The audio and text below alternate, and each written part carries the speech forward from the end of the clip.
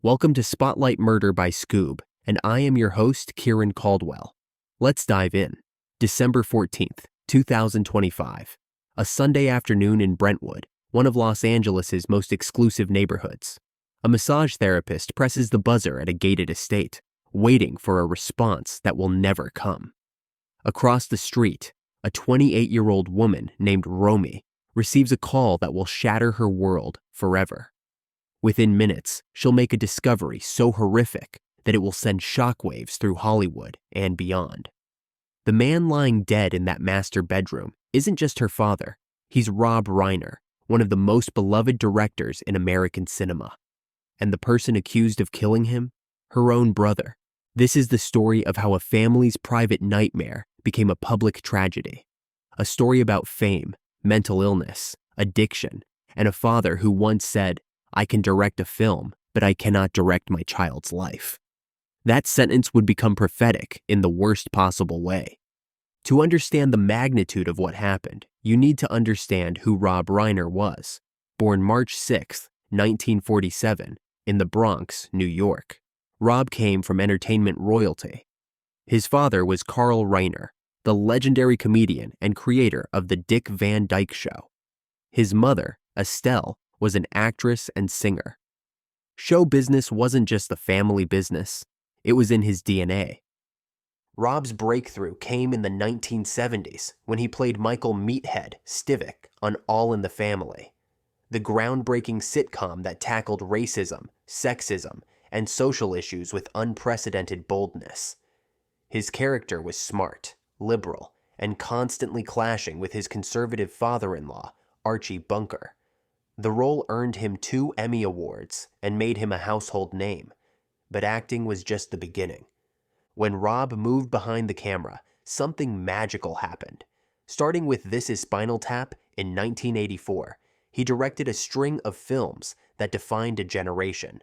Stand By Me, The Princess Bride, When Harry Met Sally, Misery, A Few Good Men. These weren't just movies, they were cultural touchstones. Who can forget Jack Nicholson screaming, "You can't handle the truth," or Billy Crystal and Meg Ryan's fake orgasm scene in that deli? These moments are burned into our collective memory. But Rob Reiner wasn't just a filmmaker. He was an activist who fought for early childhood education, healthcare reform, and LGBTQ rights. He helped lead the charge against California's Proposition 8, working to overturn the ban on same-sex marriage. He made documentaries, gave speeches, pushed for change. By all accounts, he was someone who believed deeply in making the world better. In 1989, while filming When Harry Met Sally, Rob met Michele Singer, a professional photographer. The connection was so immediate, so powerful, that he actually changed the film's ending after meeting her. 7 months later, they married in Hawaii.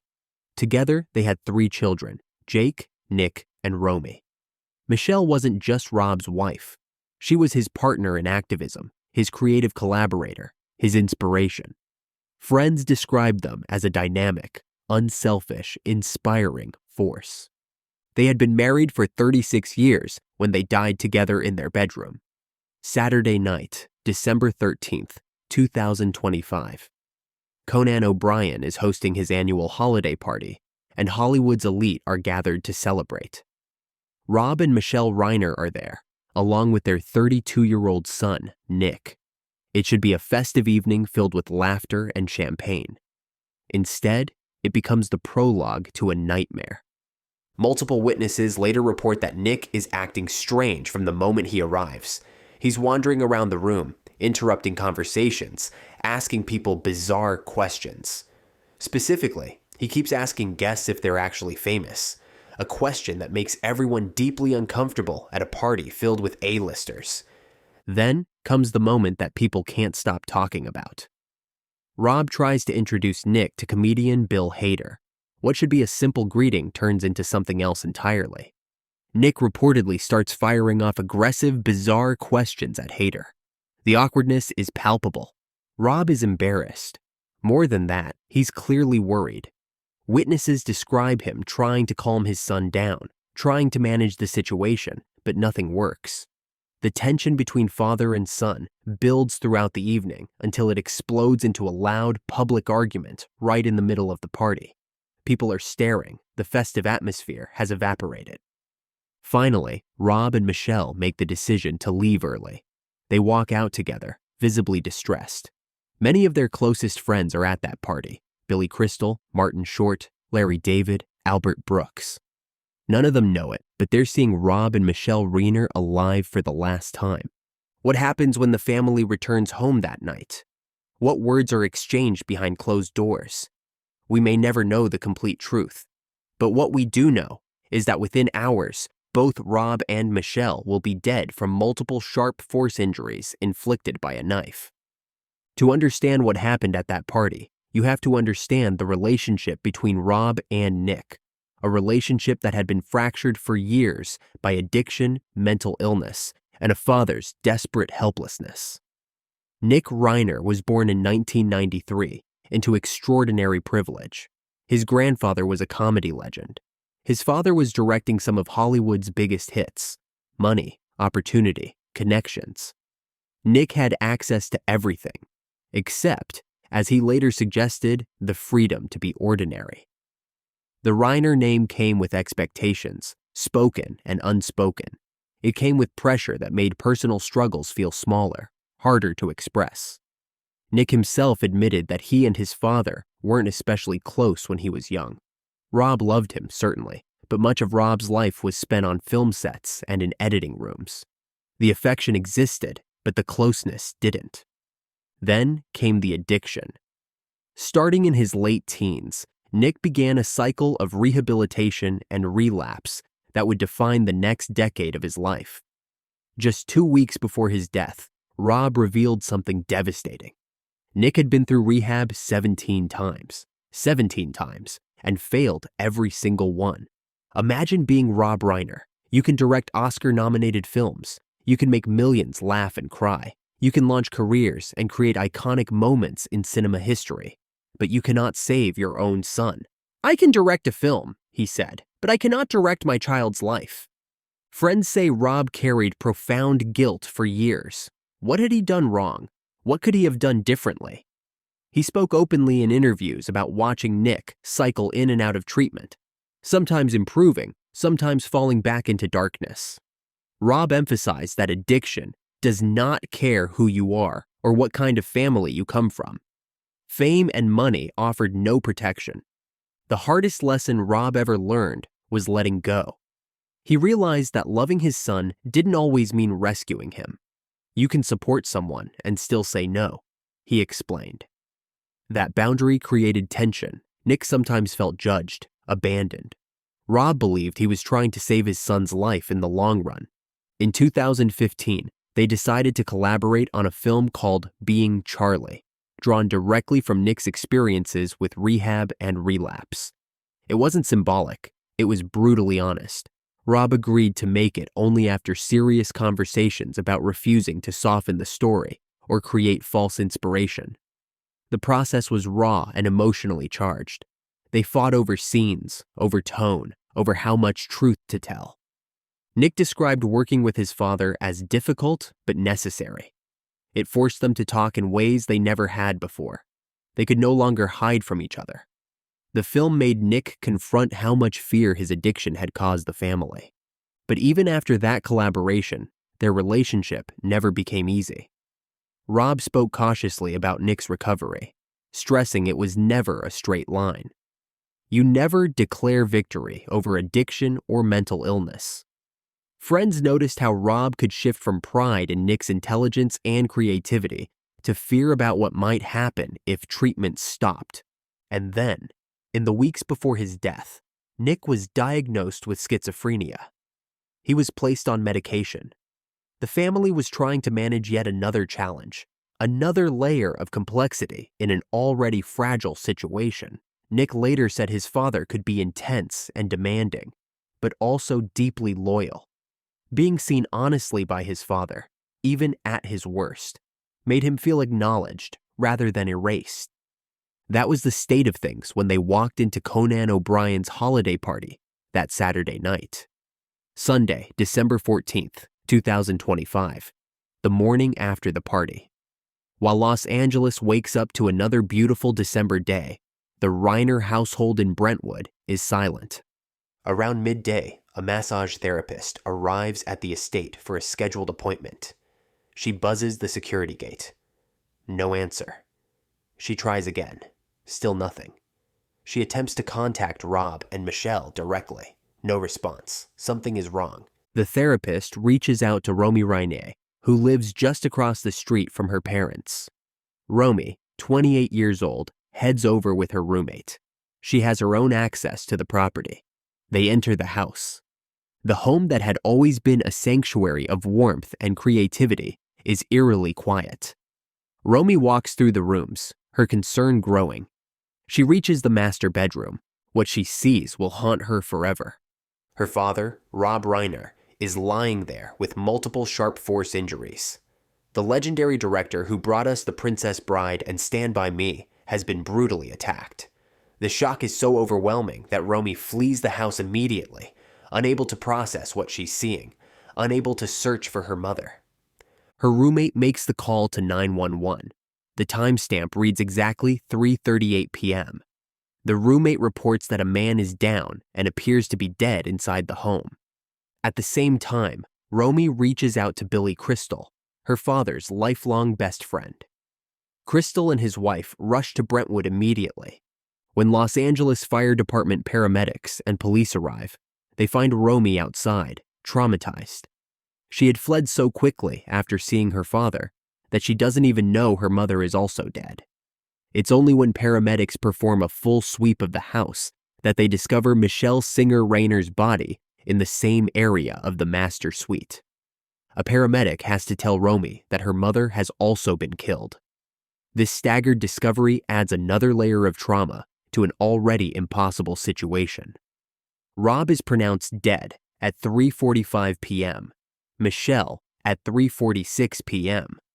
Death certificates later confirm they died from multiple sharp force injuries caused by a knife. The medical examiner notes that the interval between the onset of injuries and death was only minutes. Even if Romy had arrived slightly earlier, there was likely nothing that could have been done. There are no signs of forced entry, which tells investigators immediately that the killer was likely someone known to the couple or someone with access to the house. Romy mentions to the arriving officers that her brother Nick had been staying in a guest house on the property. Nick is nowhere to be found. As news of the double homicide begins to leak out, the LAPD launches a massive search for Nick Reiner. He's not just a person of interest, he's the primary suspect. But while police are looking for him, something strange happens. Security footage from a local gas station shows Nick buying a drink on Sunday evening. He's wearing a green, white, and black tracksuit with a red backpack. He looks relatively calm, almost normal, given what investigators believe happened earlier that day. At approximately 9:15 p.m. on December 14th, police locate Nick near the University of Southern California campus. He's arrested without incident and initially held on $4 million bond. As the severity of the case becomes clear, his status changes to being held without bail. 3 days later, on December 17th, Los Angeles County District Attorney Nathan Hochman announces the formal charges during a televised press conference. 2 counts of first-degree murder with a special circumstance of multiple murders. A special allegation that Nick personally used a dangerous and deadly weapon, a knife. Under California law, these charges carry the possibility of life in prison without parole or even the death penalty. While California hasn't carried out an execution in nearly 2 decades, the gravity of the charges is unmistakable. Hochman tells reporters his office will commit themselves to bringing the murderer to justice and will eventually take the wishes of the Reiner family into consideration when deciding whether to seek the ultimate punishment. Nick's first court appearance is brief but haunting. He appears behind glass wearing a blue suicide prevention smock and shackles. Witnesses describe him as looking blank, barely speaking during the hearing. He's been placed in solitary confinement at a downtown Los Angeles jail and is on suicide watch. His attorney, Alan Jackson, requests that the arraignment be delayed to allow for a proper medical evaluation. Nick has not yet entered a formal plea. His next court appearance is scheduled for January 7th, 2026. The entertainment industry is in shock. Tributes pour in from the highest levels of government and the biggest stars in Hollywood. Former President Barack Obama and Michelle Obama issue a statement revealing they had actually planned to meet with Rob and Michele that very day. Barack Obama notes that Rob's achievements in film and television gave the world some of its most cherished stories, and that he had a deep belief in the goodness of people. A group of Rob's closest collaborators, Billy Crystal, Albert Brooks, Larry David, and Martin Short, release a joint statement. They say there was no other director who had Rob's range, that he was always at the top of his game. They talk about how Michele and Rob were a special force together, dynamic, unselfish, inspiring. They end by saying, "They were our friends, and we will miss them forever." Jerry O'Connell, who starred in Stand By Me as a child, says Rob was like a father to him. Sally Struthers, who played Rob's wife on All in the Family for years, calls the news beyond devastating.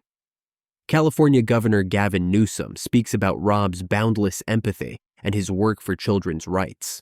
But not all responses are respectful. Donald Trump posts a controversial message on Truth Social, mocking Rob's death and claiming it was caused by his political anger.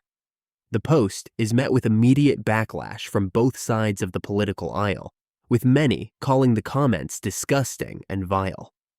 Rob and Michele's children, Romy, Jake, and their stepsister Tracy, release a statement expressing their profound grief. They say words cannot describe the unimaginable pain they're experiencing every moment of the day. They describe their parents not just as famous figures, but as their best friends, whose lives were cut short in a horrific and devastating way. Tracy tells NBC News she's in total shock, that she came from the greatest family ever. LAPD Chief Jim McDonnell describes the incident as very tragic and notes that detectives worked through the night to ensure an arrest was made quickly. As this episode ends, Nick Reiner remains in a jail cell, waiting for a trial that may answer one question everyone is still asking: why? Investigators continue searching for clues, digital trails, journals, moments that might explain what turned a family gathering into an unthinkable act of violence. Was it mental illness, substance use, a lifetime of pressure and unresolved conflict, or something far more complicated, something we may never fully understand? Nick once said people often do terrible things when they're struggling. Was this the breaking point, or just the surface of a much darker story? Rob Reiner spent his life telling stories about love, conflict, and human complexity. He could never have imagined becoming part of one so tragic himself. The trial ahead is expected to be one of the most closely watched in Los Angeles, but even a verdict may not bring clarity or closure. Because some stories don't end with answers. They leave behind questions that linger long after the final word. To hear the full story, the deeper details, and what hasn't been discussed here, download the Skoob app now. Listen to the complete episode exclusively on Skoob and explore the full story behind this devastating tragedy.